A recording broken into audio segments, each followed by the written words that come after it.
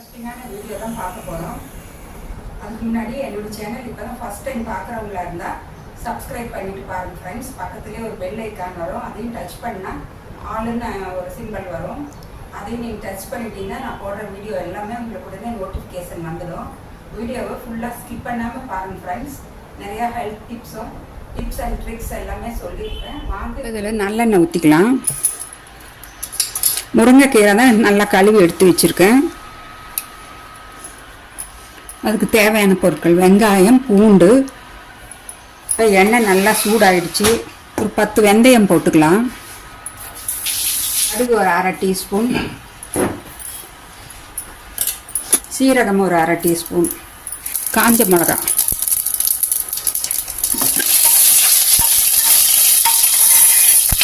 இது போட்டுக்கலாம்.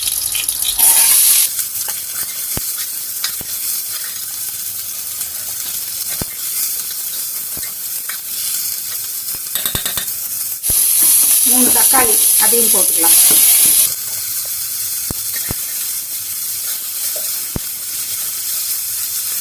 கொஞ்சம் பெருங்காயத்தூள், ஒரு 1/2 டீஸ்பூன் அளவுக்கு பெருங்காயத்தூள்,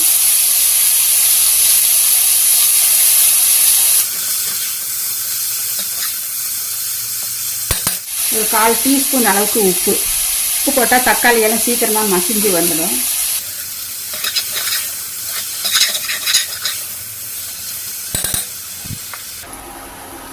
தக்காளி மசிட்டோம். இதில் கொஞ்சம் தாளிப்பு வடகமும் இதோட ஆட் பண்ணிக்கலாம்.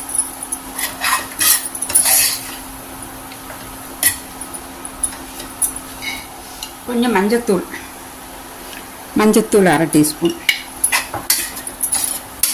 அது தக்காளியும் நல்லா பாருங்கள், நல்லா ஸ்மாஷ் ஆகுது இப்போ கரண்டி வச்சாலே. இந்த ஸ்டேஜில் நான் இந்த கீரை கழுவி வச்சிருக்கிற முருங்கைக்கீரையை போட்டுக்கிறேன். அதுக்கு முன்னாடி ஸ்டவ்வை கொஞ்சம் ஹை பண்ணிக்கலாம். எந்த கீரை வேணாலும் போட்டுக்கலாம். கீரை சாப்பிடாத குழந்தைங்கள்லாம் இருக்கிற வீட்டில் இந்த மாதிரி செஞ்சு கொடுங்க. இல்லை சாம்பார் பொடி, ஹோம்மேட் சாம்பார் பொடி தான். சாம்பார் பவுடர் லிங்க் ரிலேட்டட் வீடியோவில் பின் பண்ணி வைக்கிறேன், பாருங்கள். 2.5 ஸ்பூன் போட்டாச்சு.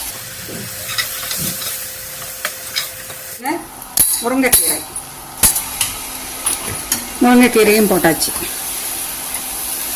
கொஞ்சம் வதக்கிக்கலாம். முருங்கைக்கீரைன்னு இல்லைங்க, வேறு எந்த கீரை வேணாலும் போட்டுக்கலாம்.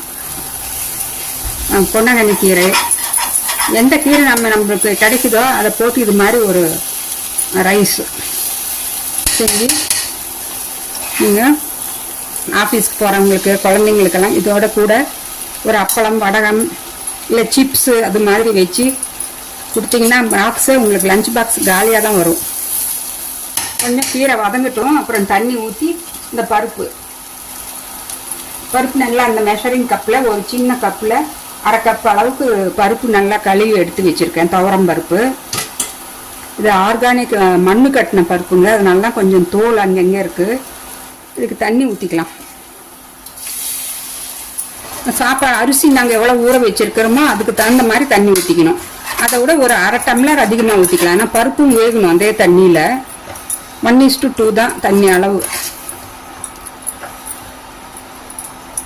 இதுலேயே இந்த பருப்பும் ஆட் பண்ணிக்கலாம்.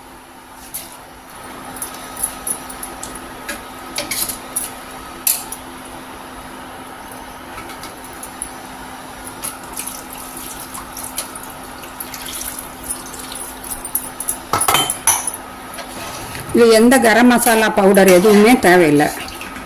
ஒரு 1/2 டம்ளர் சேர்த்து ஊற்றுறேன் பருப்பு வேகிறதுக்கு. இது உப்பு ஆட் பண்ணிக்கிறேன்.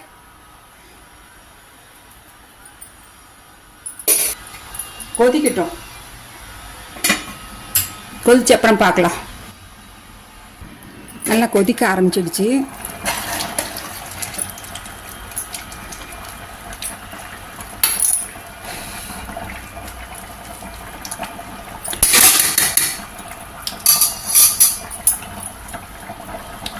அரிசி நல்லா ஊற வச்சு வடித்து வச்சுருக்கேன். தண்ணி இல்லாமல் நல்லா ஃபில்ட்ரு பண்ண அரிசியை இதில் போட்டுக்கலாம்.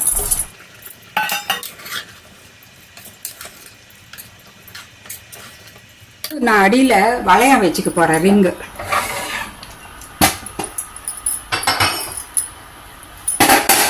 இந்த மாதிரி ரிங்கு வச்சுட்டு அடி பிடிக்காம வந்துடும்.